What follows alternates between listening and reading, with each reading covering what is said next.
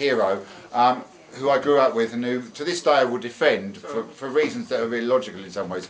The great Hilaire Belloc, the great Sussex poet Hilaire Belloc. This is the story, it's a cautionary tale, and it's the story of Stephen, who became a music journalist and was cut off in his prime.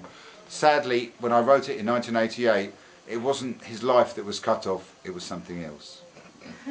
Young Stephen was a clever thing. He used to play and dance and sing and cut up worms and smash up chairs and push old ladies down the stairs. And as he grew, he got so bold, he'd never do as he was told, and Ma and Pa got rather riled about their sordid little child. But following his teenage years and spots and all the normal fears, young Stephen formed a clever plan to make himself a famous man.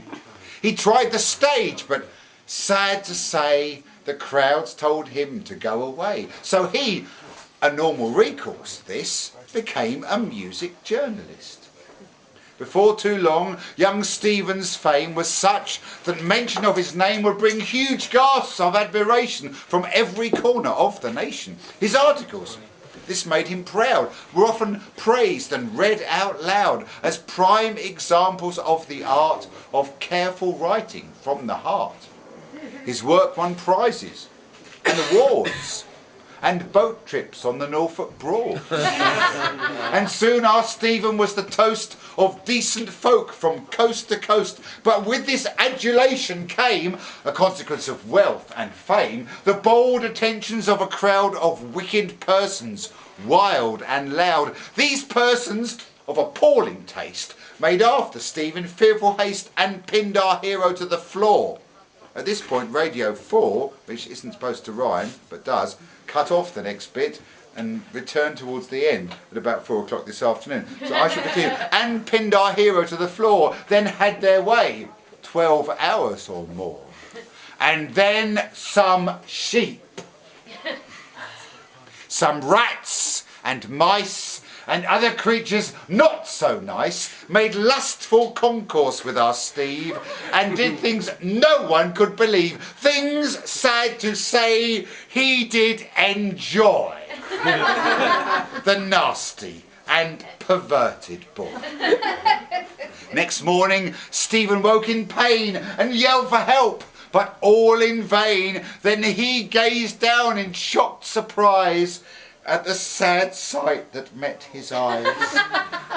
A sore, large as a human ear on Stephen's member did appear, and sad to say it grew and grew, as sores so very often do.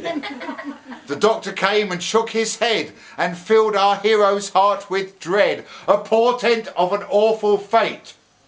Yes, we will have to amputate. Now Stephen's pride and joy is gone. He sadly walks the streets alone with but a stump, inflamed and gory.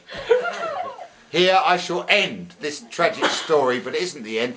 But this is the bit where Radio 4 came back in this afternoon on the last word, okay?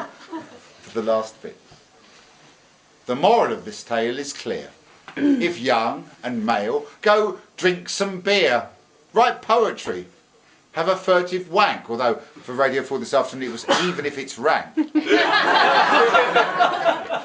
Hold pickets outside. I've never got much airplay on radio and stuff. You know, there are reasons. I mean, Mark knows about this. It just happens. I'm quite happy with what I do and quite happy where I am, but I do say foreskin and communism too much. Write poetry, have a furtive wank, hold pickets outside Barclays Bank, buy Morrissey LPs, eat grass, do good things for the working class, go train spotting or take up chess, but don't write for the music press.